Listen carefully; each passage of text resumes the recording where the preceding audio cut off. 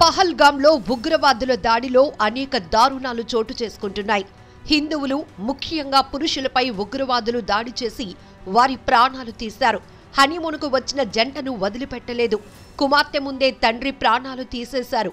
వదిలేయండి అంటూ ఆర్తనాదాలు చేసినా విడిచిపెట్టలేదు. మతం పేరు అడిగి మరీ చంపేశారు. ఇలాంటి ఎన్నో హృదయ విషాదకర ఘటనలు చోటు చేసుకున్నాయి. ఈ మారణ హోమంలో రక్తపు మడుగులు, ఆ మడుగుల్లో అక్కడక్కడ మృతదేహాలు, ఆ మృతదేహాల పక్కన రక్తంతో తడిచి విషన్న వదనంతో కూర్చున్నవారు కొందరు. అయిన వారిని తమ కళ్ళ ముందే ఎవరో తుపాకీతో కాల్చేస్తే చూసి గుండె లవిసేలా ఏడుస్తున్నవారు మరికొందరు. భయ్యా, నా భర్తను కాపాడండి, దయచేసి సాయం చేయండి, మమ్మల్ని రక్షించండి అని చేతులు జోడించి వేడుకుంటున్నవారు ఇంకొందరు. హనీమూన్కు వచ్చి భర్తను కోల్పోయి రోదిస్తున్న నవవధువు ఓవైపుంటే, తండ్రి చావును చూసి రోదిస్తున్న కుమార్తె మరోవైపు. పహల్గాంలో పర్యాటకులపై ఉగ్రదాడి అనంతరం రక్తధారలతో తడిచిన పచ్చిక బయళ్లలో కనిపించిన హృదయ విదారక పరిస్థితి ఇది. ఎక్కడ్నించో హఠాత్తుగా వచ్చిన ఉగ్రవాదులు హిందువులు, మరీ ముఖ్యంగా పురుషులే లక్ష్యంగా కాల్పులు జరిపారు. పేర్లు, మతం అడిగి ఖురాన్లోని సూక్తులు పలికించి మతాన్ని నిర్ధారించుకొని మరీ తలపై తుపాకీలు పెట్టి కాల్చి పారేశారు.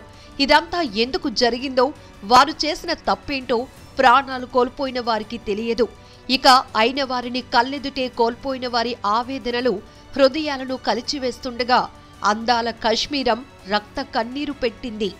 ఖురాన్లో ఏవో మాటలను సరిగ్గా పలకలేకపోయేసరికి మా నాన్న తలపై తుపాకీతో కాల్చేశారు, ఆ తర్వాత చెవి భాగంలో వీపుపైన కాల్చేశారంటూ ఉగ్రదాడిలో తండ్రి చావును కల్లారా చూసిన పూణేకు చెందిన అస్వారి అనే యువతి కన్నీటి పర్యంతమవుతూ చెప్పిన మాటలివే.